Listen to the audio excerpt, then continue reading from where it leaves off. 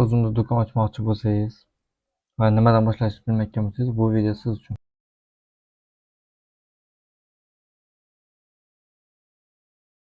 Xo'p, o'zimga kirmoqchisiz va nimadan boshlashni bilmayapsiz, to'g'rimi? Mana sizlarga nimani maslahat beraman. Ya'ni birinchi o'chirda analitikani o'rganish kerak. Bu masalan offlayn bozorda bunaqa imkoniyat yo'q. O'z sezonga qarab mahsulot olib kelishingiz mumkin, lekin o'zimda unaqa emas. O'zimda kategoriyalar bor. Ya'ni sezon mahsulot olib kirsangiz ham bo'ladi, doimiy talab bo'layotgan mahsulotlar topsangiz ham bo'ladi. Masalan, bir oyda 292 milliardlik savdo bo'lyapti. 30 kunlik savdo 7 milliarddan oshiq, false kunlar 2 milliondan oshiq.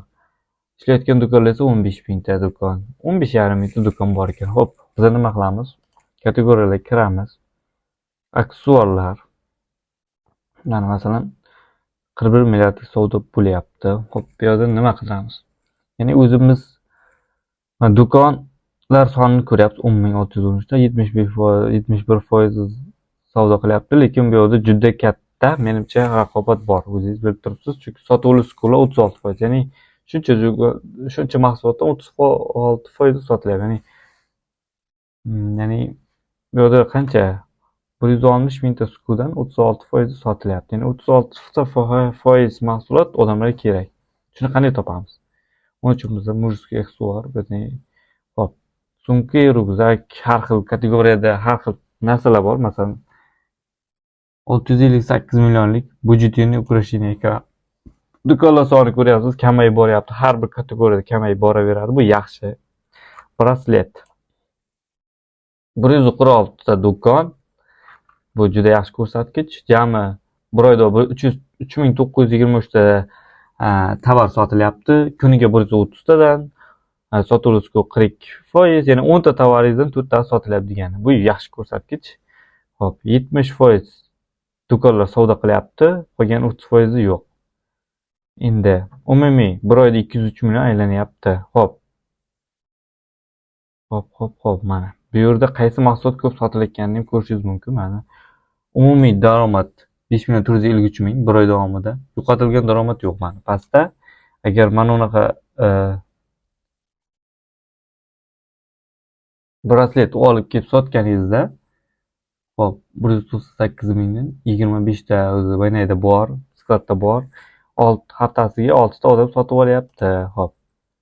Biz bir oylik ko'rayotganimiz uchun, ya'ni bir oyda maksimal 4,840 minglik savdo qilgan. Lekin potensial daromadi qancha bo'lishi kerak? Ya'ni doim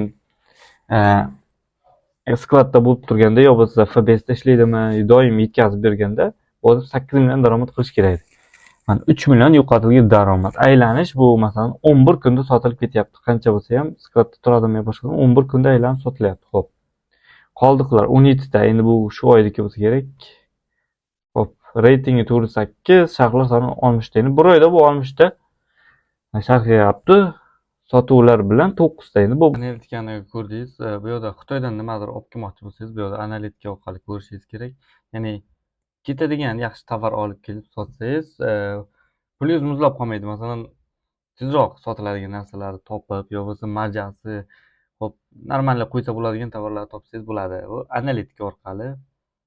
Sizga shunaqa videolar qiziq bo'layotgan bo'lsa, keyingi videoda men yaxshiroq bu mavzuni yoritishga, ya'ni talab bo'lsa,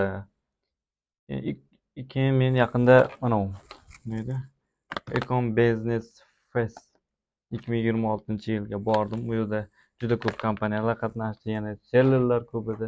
Bu yerda 2026-yildan 2027-yilgacha bo'lgan o'zimda o'sish prognozlari va ular haqidagi ma'lumotlar kerak bo'lsa, like, komment yaxshi bo'lsa, prosmotr yaxshi bo'lsa, davomiy shu uzum haqida bor bilimlarni qo'yib boraman. Yana o'zim yaqinda Xitoydan birinchi partiya tovarimni zakaz qilyapman. Uzumga qo'yib, savdolar qanday bo'layotganini yoritib borishim mumkin, agar bu videolar sizga qiziq bo'lsa.